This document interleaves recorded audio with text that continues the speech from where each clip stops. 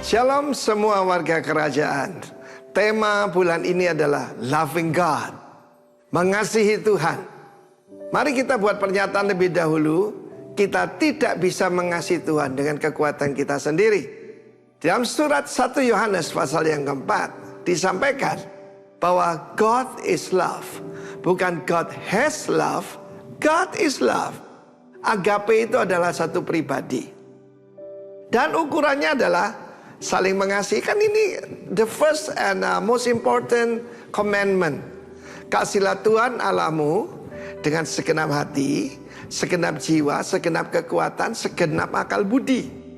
Dan perintah kedua yang sederajat sama seperti itu dan merupakan ukurannya adalah kasihlah sesamamu manusia sama seperti engkau mengasihi dirimu sendiri. Orang yang tidak mengasihi dan menerima dirinya sendiri tidak mungkin mengasihi sesama. Dan apalagi mengasihi Tuhan. Dengan jelas 1 Yohanes pasal 4 dikatakan bukan kita yang mengasihi Allah, tapi Allah yang lebih dulu mengasihi kita. Bahkan sebagai bukti dia memberikan yang terbaik dari dirinya. Dia berikan putranya pada kita. Yohanes 3:16 yang sangat terkenal itu. Tapi 1 Yohanes pasal 4 menjelaskan kalau kita mengasihi Tuhan, syaratnya adalah we are born of God. Kita dilahirkan oleh Tuhan, lahir kembali. Tandanya adalah mengasihi sesama saudara. Menjadikan sekali. Kalau kita lihat di YouTube itu bagaimana sesama hamba Tuhan saling menjelekkan, saling menuding sesat, saling menuding lu masuk neraka dan sebagainya. Apa tanda daripada saling mengasihi? Jangan lupa, dalam bahasa Indonesia kasih itu adalah kata kerja, bukan kata benda, ya. Saudaraku, love dan loving tidak bisa dipisahkan, ya. Kalau ada kasih Allah di dalam diri kita seperti Roma pasal 5, Tuhan mencurahkan kasihnya pada kita melalui siapa? Melalui Roh Kudus. Roh Kudus is the spirit of grace and the spirit of the love of God. Karena itu 1 Yohanes pasal 4 membuat kita mengangkat tangan. Tuhan, kami tidak sanggup mengasihi engkau sebelum engkau mengasihi kami sendiri. Tanda Tuhan mengasihi kita menerima pemberiannya yang terbesar, yaitu Kristus. Kristus adalah bukti kasih Allah. Dulu ada satu lagu zaman dulu yang bagus, ya. Kasih Allahku sungguh telah terbukti. Kasihnya memberikan bukti, bukan kata-kata. Karena itu bersyukurlah kita punya Tuhan yang mengasihi dan memberikan kita kemampuan, empowering grace to love one another, even to love our enemy. Saudara yang kasih Tuhan, tidak ada kekuatan apapun di dunia ini yang membuat orang mendoakan orang yang menganiaya kita. Dan seperti yang dilakukan Kristus di atas kayu salib, Father, ampuni mereka, mereka tidak tahu apa yang mereka berbuat. Dia menjadi juru syafaat. Kita akan mengasihi orang yang menganiaya kita, dan mereka akan melihat kasih Allah dalam kita. Dan jangan lupa, penjahat di samping Tuhan Yesus matanya terbuka, dan dia berkata, Tuhan ingat aku kalau engkau masuk dalam kerajaan. Mata terbuka. He is Lord, the Lord. Dia adalah Tuhan, dan dia juga adalah, saudaraku, juru selamat.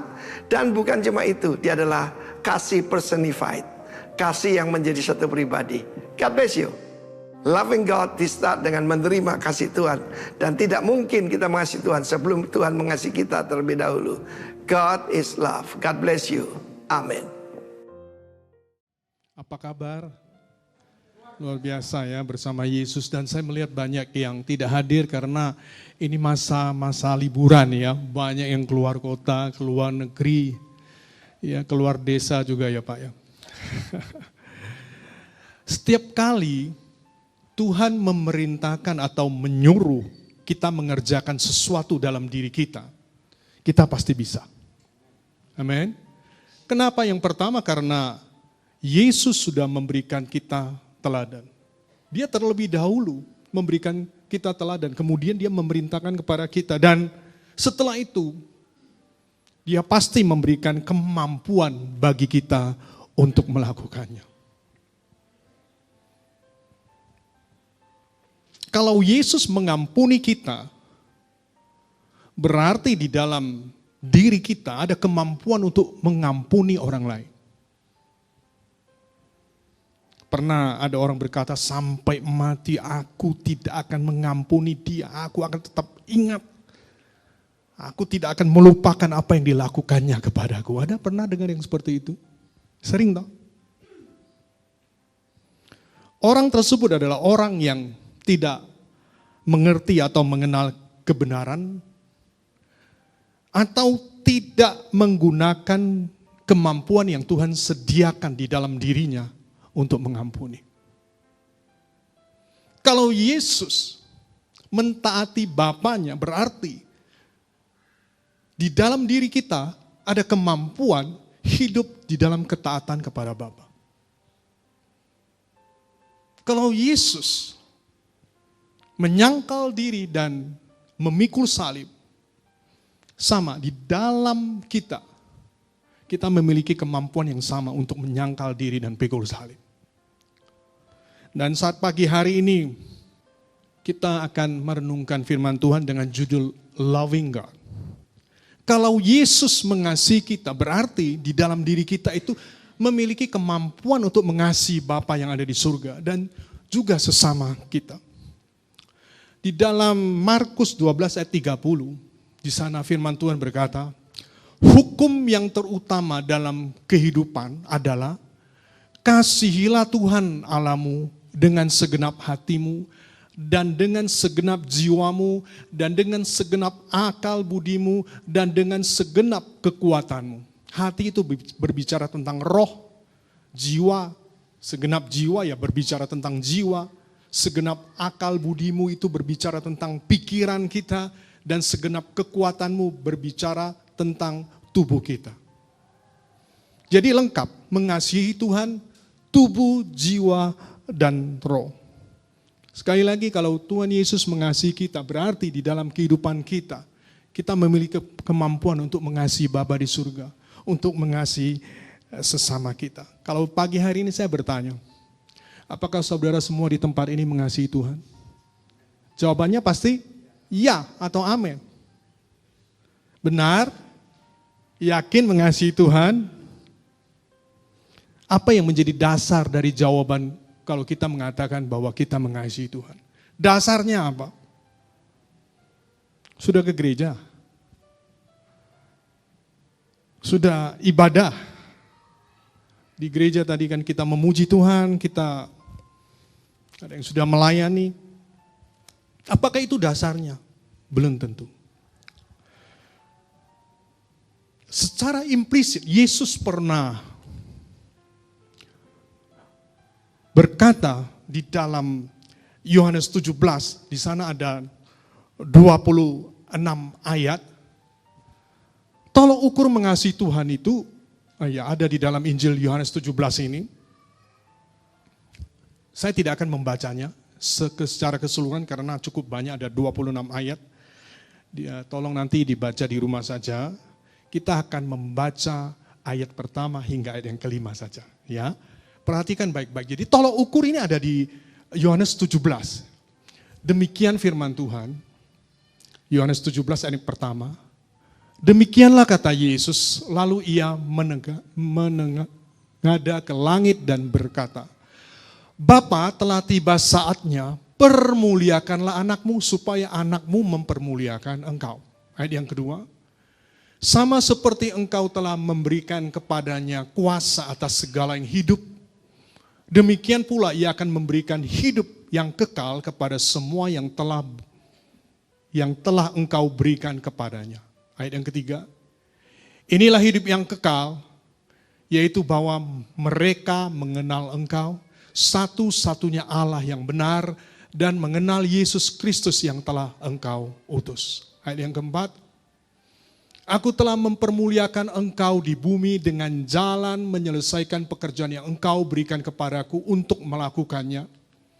Oleh sebab itu ya Bapa, permuliakanlah aku padamu sendiri dengan kemuliaan yang kumiliki di hadiratmu sebelum dunia ada. Perikop di dalam Yohanes 17 ini adalah tentang manifestasi kasih Yesus kepada Bapanya. Itu manifestasinya. Yesus bukan saja mengasihi Bapa yang ada di surga, Tetapi ada manifestasi dari kasih tersebut. Bapa memberikan tanggung jawab kepada Yesus. Yesus melakukan tanggung jawab tersebut dengan sungguh-sungguh. Ini adalah manifestasi dari kasihnya Yesus kepada Bapanya yang di surga. Jadi hal yang pertama, kalau kita mengatakan bahwa kita adalah orang yang mengasihi Tuhan, maka kita wajib hidup dalam keseimbangan antara kasih dan tanggung jawab.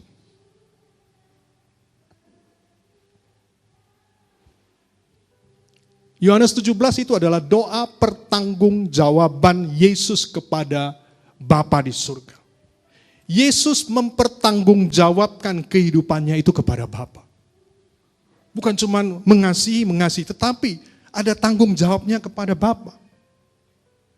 Oleh sebab itu jangan sampai kita salah prioritas di dalam kehidupan kita atau hidup di dalam ketidakseimbangan. Kita memprioritaskan hubungan kasih, tetapi lemah, bahkan buruk dalam tanggung jawab. Saya mau bertanya sekarang, mau nggak kita mempunyai seorang pasangan, cinta terus, tapi nggak pernah bertanggung jawab? Mau nggak? Yang mau coba angkat tangan. Gak bakalan. Kelihatannya cinta, tetapi tidak bertanggung jawab. Saya pesan kepada yang masih belum menikah, yang masih single. Cari pasangan jangan cuma cinta lewat WA, love you. Tapi nggak pernah bertanggung jawab. Harus seimbang antara kasih dan tanggung jawab. Ada orang-orang kelihatannya baik-baik saja, penuh dengan kasih, tapi ketika sampai kepada tanggung jawab, mereka lemah, bahkan tanggung jawab mereka itu buruk. Baik itu tanggung jawab yang pertama, waktu. Di dalam Efesus 5 ayat 16, pergunakan waktu yang ada untuk melakukan yang baik atau yang berguna. Jangan sampai kita, waktu yang diberikan Tuhan, dipercayakan kepada kita lakukan sesuatu yang tidak baik atau yang tidak berguna. Berjam-jam mainan game online. Di sini nggak ada. Nggak ada yang ngaku mungkin. Kalau sudah pegang HP, sosial media, Instagram, Facebook, lupa makan. Loh betul loh, apalagi hobi. Saya dulu hobi mancing berhari-hari. Jadi sebagai orang yang mengasihi Tuhan, kita wajib hidup dalam keseimbangan antara kasih dan tanggung jawab. Yang pertama tanggung jawab waktu, yang kedua apa? Keuangan, yang ketiga perkataan atau tutur kata. Kalau diberi tanggung jawab, dititipi uang, biasanya bagaimana? Kalong. Tapi kalau dititipi perkataan, tambah banyak. Kelantur kemana-mana. Kita harus bertanggung jawab loh kepada Tuhan. Nah ini dia lagi.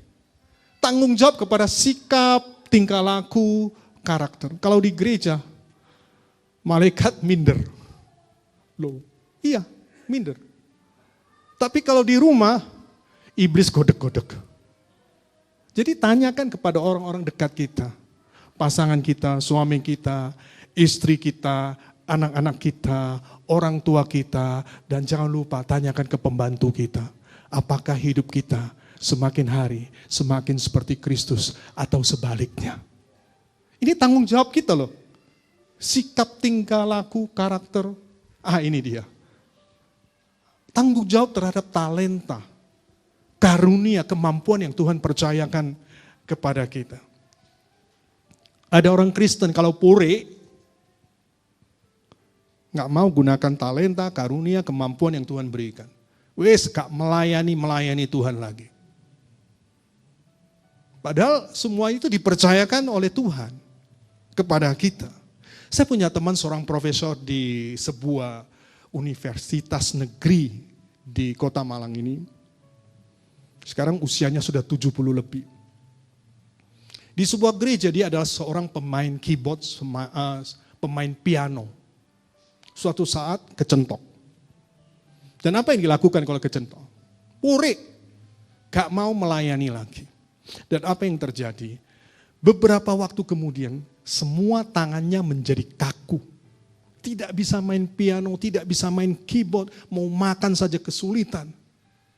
Kenapa hal itu bisa terjadi? Karena semua itu bukan milik kita, tetapi Tuhan mempercayakan itu kepada kita dan kita harus bertanggung jawab kepada apa yang Tuhan berikan kepada kita. Kalau kita mengatakan kita mengasihi Tuhan, jangan cuma mengasihi cinta-cinta tapi nggak ada tanggung jawabnya. Apalagi? Pekerjaan. Ini penting. Yohanes 5 ayat 17, Yesus berkata, Bapakku bekerja sampai sekarang, maka aku pun bekerja juga. Kalau Tuhan sudah memberikan teladan bahwa dia adalah pribadi yang bekerja, maka di dalam diri kita itu ada kemampuan untuk bekerja sungguh-sungguh. Berdoa dengan kencang supaya mendapatkan promosi di perusahaan di tempat kita bekerja. Tetapi kehidupannya nggak bertanggung jawab. Datang kerja terlambat, tugas-tugas tidak dikerjakan dengan baik, saya jamin doa-doanya tidak akan pernah dijawab oleh Tuhan supaya dipromosikan. Itu tanggung jawab kita. Dan yang terakhir, tanggung jawab kepada keluarga. Efesus 5 dan Efesus 6, di mana di sana dikatakan, hai istri tunduklah kepada suami, sementara suami harus mengasihi istri. Anak-anak mentaati dan menghormati orang tua, dan juga bapak-bapak tidak membangkitkan amarah di dalam hati anak-anaknya. Itu tanggung jawab di dalam keluarga. Harus beri makan, betul, sebagai seorang kepala rumah tangga, harus ada tanggung jawab. Seorang ibu juga memperhatikan anak-anaknya, yang memperhatikan bukan saja ibu-ibu saja, tetapi para bapak juga. Coba, ini ada satu klip video, di mana seorang istri tidak tunduk kepada suami, karena kenapa suami tidak mengasihi dia. Ayo coba, ini mungkin kita sudah dapatkan. Ya, coba bisa ditampilkan, suaranya keras, supaya bisa kedengaran. Aku tawarkan nasi goreng atau mie goreng, kenapa kau pilih yang lain? Ya udah terserah Bunda. Iya, kok terserah aku? Pilihan yang gampang kayak gitu aja aku gak bisa memutuskan, Bang. Aku nggak mau ngerepotin Bunda. Bang, kalau aku udah menawarkan, berarti aku udah siap sedia untuk direpotkan. Kok tinggal jawab aja susah? Ya udahlah, nasi goreng. Ih, kok nadanya kayak terpaksa gitu, Bang? Ya terus aku harus kayak mana sih Bun? Yang tegaslah sikit, biar gak salah paham, Wak. Ya udahlah mie goreng aja. Ya udah mie goreng. Ah kan? Gak punya pendirian kau kan? Tadi kau bilang nasi goreng, sekarang mie goreng. Kau memang yang udah tua, masih aja kau labil. Kenapa kau kayak gitu? Oh tuh rumit kan, ya udah bikinkan lah kopi goreng, mie goreng, nasi goreng, semua yang di rumah kau goreng. Makan emosi kau menunjuk. Ini sebuah klip yang sederhana saya dapatkan dari BMGK. Kemudian saya edit. Nah ini kehidupan yang tidak bertanggung jawab di dalam keluarga. Istri tidak tunduk kepada suami, kalau ngomong sama suami sakarpe dewek. Iya toh, suruh pilih yang mana, lah katanya enggak apa namanya. Nah, suaminya ketika istrinya masak seharusnya temenin dong. Ini enggak, ini baca apa namanya, baca buku dan lain sebagainya. Dan saya melihat bahwa memang kita butuh tanggung jawab di dalam kehidupan kita kalau kita mengatakan bahwa kita mengasihi Tuhan. Mengasihi dan bertanggung jawab adalah dua hal yang akan menunjukkan kita mengasihi Tuhan. Amin. Mengasihi menunjuk kepada sebuah hubungan, relationship. Sedangkan tanggung jawab menunjuk kepada kepercayaan Tuhan dalam hidup kita. Bisa bayangkan kalau Tuhan tidak percaya kepada kita. Apa yang kita lakukan menjadi sia-sia. Jadi kita butuh yang namanya kepercayaan. Dan kepercayaan itu didapat dari mana? Ketika kita melakukan tanggung jawab itu dengan benar.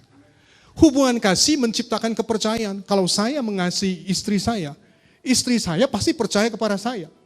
Pasti. Tetapi tanggung jawab itu mengokohkannya, mengokohkan kepercayaan itu. Di dalam arti ketika saya mengasihi, dia percaya kepada saya bertanggung jawab, maka kepercayaan istri saya itu semakin besar. Bayangkan kalau Tuhan mempercayai kita. Dia percaya kepada kita. Saya yakin dan percaya apa yang kita lakukan, Tuhan buat berhasil. Amin. Baik, orang Kristen ini bisa menunjukkan kasihnya ke gereja, kemudian beribadah, ya angkat tangan, keluar air mata, keluar ingus, keluar macam-macam, ya.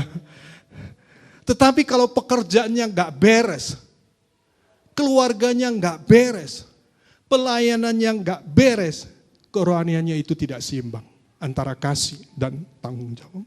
Jadi penting bagi kita setiap orang percaya untuk mencari panduan dari firman Tuhan dan meminta Roh Kudus dalam menjalankan tanggung jawab kepada Tuhan dengan setia dan sungguh-sungguh. Kalau kita tidak pernah baca Alkitab, tidak pernah merenung, maka kita tidak akan tahu apa sih yang Tuhan inginkan di dalam kehidupan kita.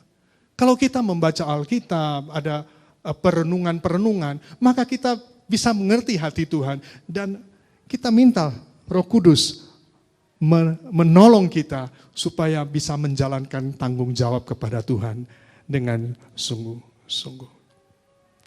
Dan apa kunci kita bisa mengasihi dan bertanggung jawab seimbang? Ada satu ayat di dalam Kolose 3 ayat 23. Apapun juga yang kamu perbuat, perbuatlah dengan segenap hatimu seperti untuk Tuhan dan bukan untuk manusia. Amin. Jadi lakukan apa saja. Saya menyampaikan firman Tuhan. Memang ini sedang mengajar, tetapi saya lakukan itu untuk kepentingan kerajaan sorga. Bukan untuk kepentingan saya saja. Yang kedua, kita akan membaca di dalam Yohanes 17 ayat yang pertama. Demikianlah kata Yesus, lalu ia menengadah ke langit dan berkata, Bapa, telah tiba saatnya, permuliakanlah anakmu, supaya anakmu mempermuliakan engkau. Bahasa asli permuliakan itu doxa, bahasa Yunani, perjanjian baru, doxa. Sedangkan bahasa Ibrani di perjanjian lama itu kabod. Kabod itu berat. Tetapi apa makna daripada permuliakan? Ternyata memiliki makna, doxa kabod, the quality of life. Kualitas hidup. Kalau kita mengatakan kita mengasihi Tuhan, kita wajib hidup dalam kualitas hidup yang Tuhan inginkan. Sekarang pertanyaannya kualitas hidup itu apa? Ya. Di sini berdoa, semua berdoa. Berdoa? Enggak pernah berdoa. Berdoa ya. Apa isi doa-doa kita? Jangan cuma minta harta benda, Tuhan berkati saya. Jangan coba minta kesembuhan saja. Boleh. Minta perlindungan, baik, apalagi. Supaya Tuhan menyelesaikan, memberikan solusi kepada semua permasalahan kita. Biasanya seperti itu toh. Saat pagi hari ini, saya rindu setiap yang hadir di tempat ini, bahkan yang online. Kita berdoa, mintalah pertambahan kualitas kehidupan kita. Amin. Jadi jangan cuma apa yang kita butuhkan, tetapi kita butuh kualitas hidup yang menyenangkan hati Tuhan. Dan itu tidak mudah. Karena kenapa manusia itu cenderung egois, segala sesuatu untuk dirinya sendiri. Siapa di sini suka emas? Gak ada, nanti kumpulkan emasnya kasihkan saya. Oh iya, gak ada yang angkat tangan. Emas ya. Kalau seseorang memberikan kita cincin, gelang atau kalung, emas, mana yang saudara pilih? Yang 18 karat atau yang 24 karat? 24 karat.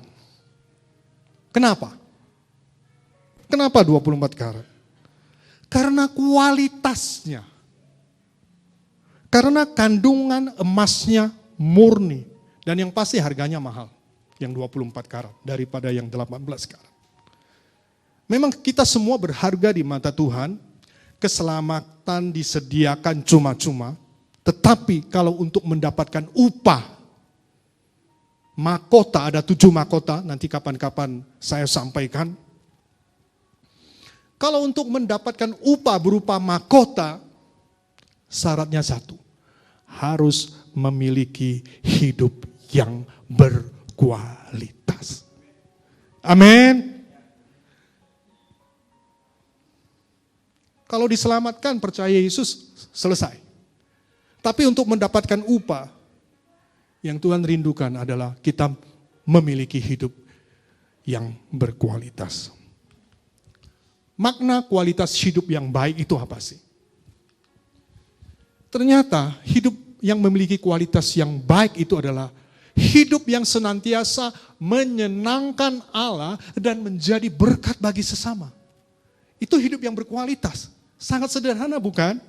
Sementara ini kita berpikir, apa sih kualitas itu seperti apa? Ternyata menyenangkan Allah dan menjadi berkat bagi sesama. Di dalam Matius 25 ayat 40, dan raja itu akan menjawab mereka, aku berkata kepadamu, sesungguhnya segala sesuatu yang kamu lakukan untuk salah seorang dari saudara-saudaraku yang paling hina ini, kamu telah melakukannya untuk aku. Ketika mereka lapar, kamu beri makan. Ketika mereka haus, engkau beri minum. Ketika mereka sebagai orang asing, engkau memberikan tumpangan. Telanjang, kamu memberikan pakaian. Yang sakit, kamu jenguk atau melawat mereka. Dan yang ada di dalam penjara, engkau mengunjungi mereka. Jadi memiliki kualitas yang hidup, mengasihi Tuhan dan sesama. Ketika saya berobat di Penang, berangkat hari Sabtu yang lalu, ini dia. Dari pihak rumah sakit itu menyediakan penjemputan gratis. Gratis dari airport menuju rumah sakit. Dan saya perhitungkan jaraknya cukup jauh, dan kalau kita naik taksi itu 350.000. Ini gratis. Mobil yang dipakai cukup besar, mungkin kalau di sini itu seperti Elf. Elf atau Hiace. Jadi di dalamnya terisi pasien-pasien dan kemudian ada para pendamping. Persis di tempat duduk di depan saya, barisan di depan saya itu, ada seorang pasien, usianya masih batita.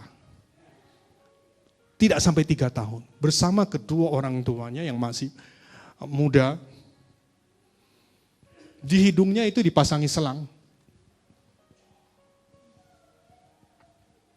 Sepanjang perjalanan dari airport menuju ke rumah sakit, menangis terus. Hati saya iba. Muncul belas kasihan. Dan ketika muncul belas kasihan, Roh Kudus menghendaki supaya saya mendoakan anak itu. Perhatikan coba. Ini gambarnya apa? Tahu?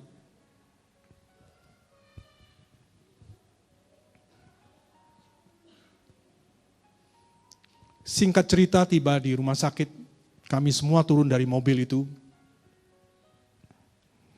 Saya mendekati mama anak tersebut. Saya katakan, siapa nama anak ini?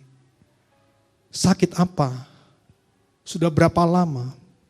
Kemudian mamanya menjawab, dia sakit panas, step, kejang-kejang, dan sarafnya rusak. Tangannya itu sudah bengkok. Dan tidak bisa berbuat apa-apa. Kemudian saya berkata, saya doakannya. Oh ya, silakan. Kami bersama-sama, Filemon bersama-sama dengan saya juga. Kami mendoakan anak tersebut. Ada mujizat? Saya nggak tahu ada mujizat atau tidak. Karena setelah itu kami berpisah. Mungkin kejadian seperti ini bukan sesuatu yang luar biasa. Hanya mendoakan seorang anak batita. Betul? Gak ada yang spesial kok. Tetapi perhatikan, ketika kita melakukan kehendak Tuhan, Roh Kudus menaruh di dalam hati saya. Saya yakin bahwa hal tersebut menyenangkan hati Tuhan. Dan kita orang percaya boleh menjadi berkat bagi orang lain. Itu yang disebut kualitas hidup orang percaya. Saya rindu, mari kita semua yang ada di tempat ini lakukan sesuatu. Mungkin apa yang kita lakukan itu tidak diperhitungkan. Tidak diperhitungkan oleh manusia, oleh orang lain. Tidak ada yang tahu, gak apa-apa. Yang penting apa yang kita kerjakan oleh karena tuntunan Roh Kudus itu menyenangkan hati Tuhan dan menjadi berkat bagi orang lain. Itu kualitas hidup. Amin. Sederhana. Ketika kita melihat paku di jalan, kita ambil supaya mobil yang lewat itu tidak kena paku, tidak gembos. Kita ambil, kita buang di tong sampah. Tidak ada yang tahu. Di supermarket ada barang-barang yang jatuh, kemudian kita ambil, kita kembalikan. Enggak, bagi orang lain enggak penting itu. Tetapi kalau kita lakukan dengan sungguh-sungguh, bahwa apa yang saya kerjakan ini, saya lakukan untuk Tuhan, maka hati Tuhan disenangkan. Amin. Itu yang kedua. Dan yang ketiga,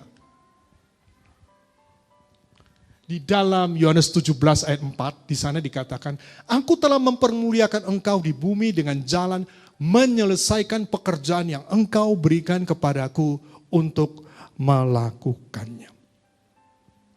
Siapa bisa membedakan antara employ dan deploy? Bedanya apa? Kita tahu bahwa employ atau employment, kita bekerja untuk mendapatkan upah, untuk mendapatkan gaji. Jadi para karyawan itu employ mereka, memiliki employment. Mereka bekerja untuk mendapatkan upah. Beda dengan deploy. Deploy adalah atau deployment itu bekerja untuk memberi sesuatu dari dalam kita. Bukan untuk mendapatkan sesuatu. Itu bedanya. Bring into effective action. Atau di sini saya catat utilize. Menggunakan apa yang ada pada kita secara maksimal. Itu deploy. Contohnya misionaris, mereka datang jauh-jauh dari negara mungkin Amerika atau Belanda. Mereka bekerja bukan untuk mendapatkan sesuatu. Tetapi mereka memberi diri untuk memberitakan Injil. Ini deployment. Para pelayan Tuhan seharusnya bekerja bukan untuk mendapatkan imbalan secara materi. Tetapi bekerja, memberi diri karena telah dipercayakan Tuhan, baik itu talenta, karunia, kemampuan untuk melayani Tuhan. Siapa tahu ungkapan live full, die empty. Apa sih arti sebenarnya dari ungkapan tersebut? Lakukan semua kebaikan yang ada di dalam diri kita selama kita masih hidup. Amin. Kebaikan-kebaikan yang ada pada kita, yang kita mampu lakukan, kita lakukan itu. Itu namanya live full, die empty. Lakukan selama ada di dunia ini sebelum kita semua pergi kepada kekekalan. Jika saudara memiliki ide, lakukan itu untuk kemuliaan Tuhan. Amin. Jika saudara memiliki pengetahuan, ayo berikan kepada orang lain. Supaya orang lain yang tidak mengerti atau tidak mengetahui pengetahuan itu akhirnya mengerti. Kalau saudara memiliki tujuan, capai untuk kemuliaan nama Tuhan. Cintailah, bagikanlah, dan jangan menyimpannya. Seperti Yesus berkata apa? It is finished. Sudah selesai, sudah kosong. Yesus membagikan segala sesuatu yang ada di dalam hidupnya secara totalitas. Sampai selesai. Si Paulus juga menulis di dalam Filipi 1 ayat 21 ayat 22. Dia berkata begini, karena bagiku hidup adalah Kristus dan mati adalah keuntungan. Tetapi jika aku harus hidup di dunia ini, berarti bagiku bekerja memberi buah. Jadi bagi Paulus kematian itu sesuatu yang sangat menguntungkan. Karena kenapa? langsung akan bertemu dengan Bapa di surga, berhenti dari segala penderitaan, sakit, penyakit, kesedihan, jerih, lelah, dan juga semua pergumulan persoalan hidup selama berada di bumi ini. Tetapi, jikalau ia harus tetap hidup, perhatikan, itu merupakan suatu kesempatan bagi dirinya, yaitu mempersembahkan hidupnya untuk melayani Tuhan. Sekali lagi, itu kesempatan kalau hidup ini. Makanya ada lagu apa? Hidup ini adalah kesempatan.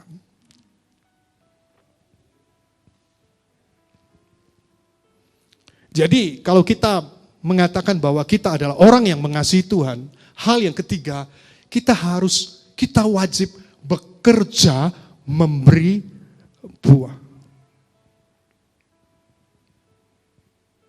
Itu sebabnya Paulus itu berkomitmen untuk tidak menjalani hidup ini dengan biasa-biasa saja, mediokritas. Ataupun menyia-nyiakan hidupnya yang dipercayakan Tuhan kepadanya. Dia tidak sia-siakan itu. Kalaupun ia masih hidup saat itu, baginya adalah kesempatan untuk bekerja memberi buah.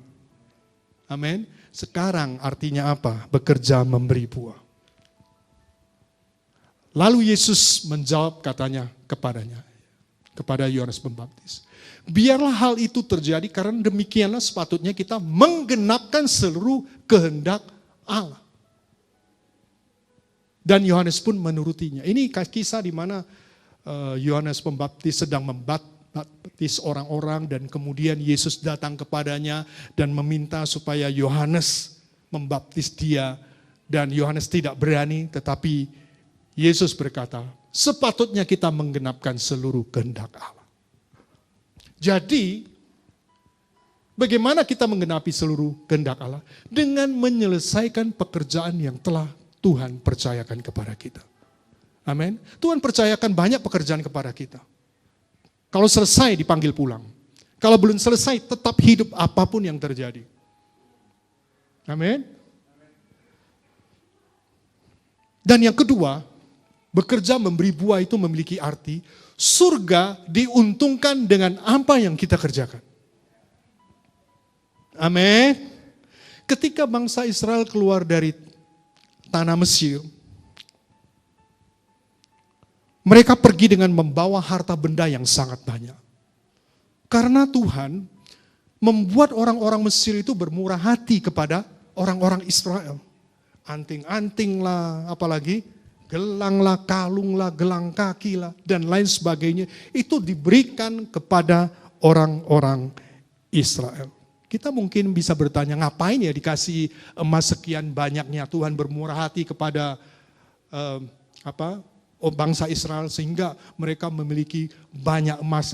Terus, kemanakah mereka? Mereka ke padang gurun bukan? Sekarang kan lucu di padang gurun yang panas.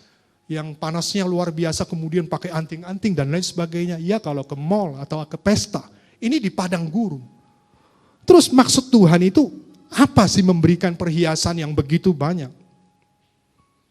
Namun kita mengetahui kemudian bahwa emas-emas yang diberikan itu, ketika Musa naik ke atas gunung Sinai, berjumpa dengan Allah, sedang berkomunikasi dengan Allah, mereka pakai emas, anting-anting, gelang, kalung, dan lain sebagainya itu untuk membuat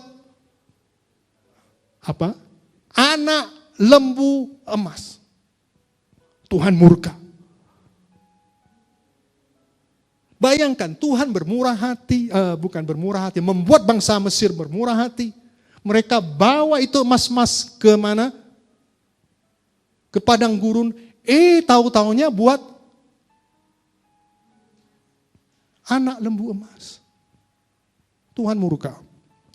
Tetapi pada kesempatan yang lain, Tuhan mewahyukan kepada Musa bahwa ia harus membuat sebuah kemah suci, mendirikan kemah suci, dan kemudian membuat segala peralatannya dari emas. Sehingga Musa perintahkan, ayo sisa-sisa emas yang kalian punya, kumpulkan. Dengan perhiasan emas yang mereka miliki, jadilah kemah suci, tempat pertemuan di mana Allah hadir dan berbicara kepada umatnya. Benda yang sama, yaitu emas. Ternyata apabila digunakan untuk maksud yang salah, maka akhirnya hanya menguntungkan kerajaan si iblis. Namun apabila digunakan sesuai dengan maksud dan tujuan Tuhan, hasilnya akan sangat menguntungkan kerajaan surga.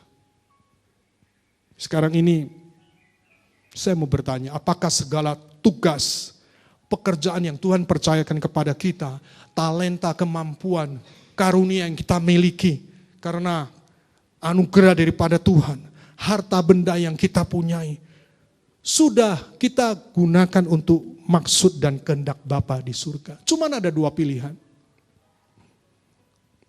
Kerajaan surga atau kerajaan neraka itu yang diuntungkan. Ayo, mari kita bekerja untuk memberi buah. Memberi keuntungan bagi kerajaan surga. Saya tidak memperpanjang lagi, tetapi saya akan menyajikan kesimpulan bahwa kalau kita mengatakan kita mengasihi Tuhan, kita wajib hidup dalam keseimbangan antara kasih dan tanggung jawab. Kita punya tanggung jawab loh, kepada Tuhan, kepada sesama. Kita wajib hidup dalam kualitas hidup seperti yang Tuhan inginkan. 3 hal saya sampaikan. Dan yang terakhir, kita wajib bekerja, memberi upah. Tuhan Yesus memberkati.